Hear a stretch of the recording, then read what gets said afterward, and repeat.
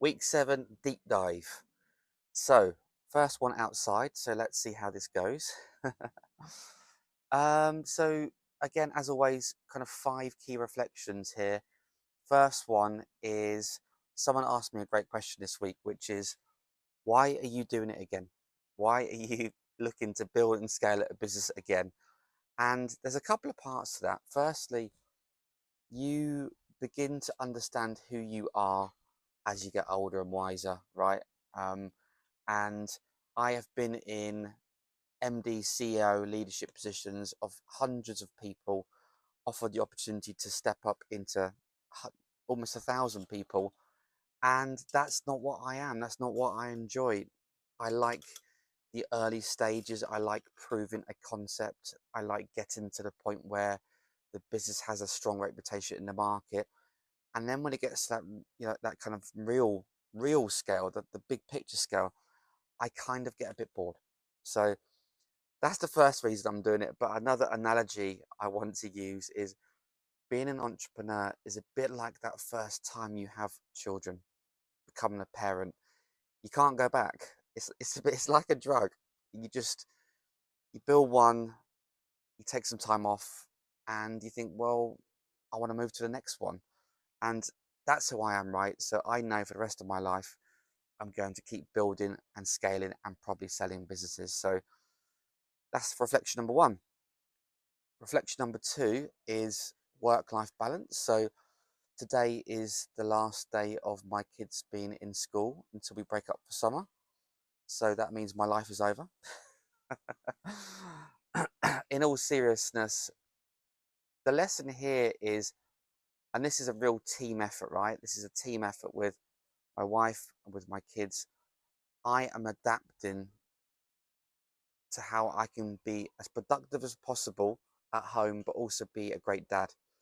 So what I have agreed to, it sounds like I've been had a gun to my head, but what we've agreed is that from next week, I'm going to work 4 days a week through the summer. Um, and those 4 days, and that's because, but I'm also in startup mode. I'm not going to look at weekends.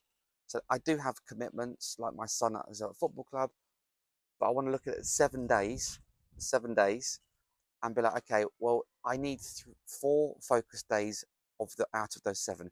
If one's a Sunday, that's fine, but I need 4 days where I can get my head down, make some real progress in the business, and not be disturbed. But the other 3 days, I can dedicate that to my family, being a dad, doing the kids' runs with different clubs and all sorts, and just generally entertaining them. So that's the modern world, right? It's totally changed. These people that go and have to working massive corporates and they're chucking their kids in at 10 to 8 in the morning and not picking up till 7, it's not their fault.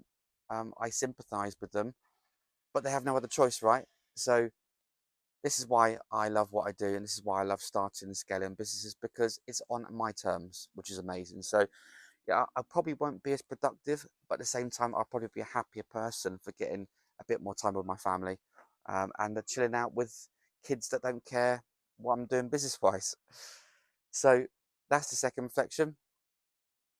Third reflection is positive and negative feedback.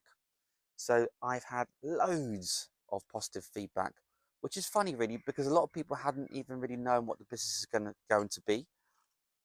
But now it's out there in the public. Now people can start to see what it's actually going to do. People can be more critical, and I've had some constructive feedback from people that I embrace and people that I trust. But it doesn't mean that they're right.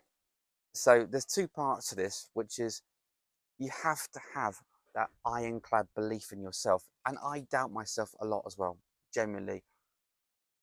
Maybe, you know, not once a day, but of 5 days a week of a working week, I have one bad day where I just question stuff. And you have to wake up in the morning, you have to keep believing that you're on the right path. However, saying that, you also need to take the feedback on seriously. And I've learned from neuroscience over the years that you need to take that feedback on, reflect, and see if it's feedback that you want to then take into the business and change. And that was actually on to my fourth point, which is be brave and pivot. So I've launched a business. It's going to change. Like for me as a businessman, I'm thinking I need to be thinking of different revenue streams. I can't just rely on one thing. Like I can't just go out and sell this pen. If that's my only product, I'm selling one pen. That's brave, because what happens if that pen fails or doesn't work? You want to go and sell stationery. That's lots of different elements of business, right? So you need to be brave, but I need to give it a chance. I need to see how successful it's going to be. But I also need to listen to the market and pivot. And some of the feedback I've had, I would say I'm using 20% of it to adapt and tweak and change. Um, but you need to get out there too. Talk to prospects, talk to your target audience, talk to current customers.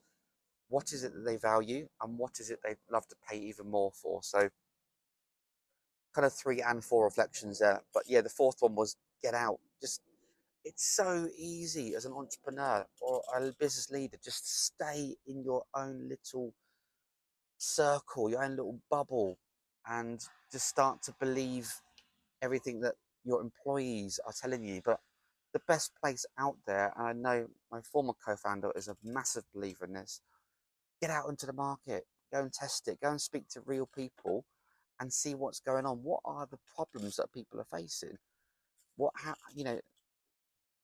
As an example, I spoke to someone this week and he was like, my biggest challenge, my fear is put myself out on LinkedIn. Do you think I want to do this? I, I, I'm now enjoying it and embracing it more, but it's part of a bigger picture strategy that trying to get people to understand that I am a good person, I am a good guy, and I want to be authentic and trustworthy. But if this guy doesn't want to do it, he doesn't have to. There is many ways to grow a business, multi-channel strategy, many, many, many ways. And by listening to him, it's made me think about, well, how can my business help support him? That would not have happened if I wasn't out there. So really important. Keep getting out there and keep testing your proposition and tweaking it. And last but not least is the positive and negative feedback again. I've actually used 3 points here. Get out, yeah, get to events, be brave and pivot. Yeah. The last one I finish on is pivoting, right? And it is that revenue streams, which is I have a plan for what I believe the business will do. And even when I'm going through my own path, which I'm creating off my experience of building and scaling 2 businesses, and it's called a launch pad. It's called the Scale Up Labs launch pad, and I'm literally following the path. Mindset, remembering what my skills are, where the place I need support, understanding my vision and mission, what's the proposition, starting to think about marketing, building trust in me and my brand. Then I'm on to sales, starting to understand who are my target list. I'm going through the whole thing, but I can't be afraid to keep tweaking and keep changing things. You have to. If I just stay on the path, which is I am so unequivocally correct that this is the right way, I'm more likely to fail. But if I keep tweaking things and testing things and listening to people, that's going to give me the best chance of success. And financially, what does that look like? I don't know. I need to test it. And I've even had feedback on my pricing this week. It's really hard to get it right. Really bloody hard. There's always going to be someone out there that says you're too expensive or you're too cheap. And I've literally had both this week.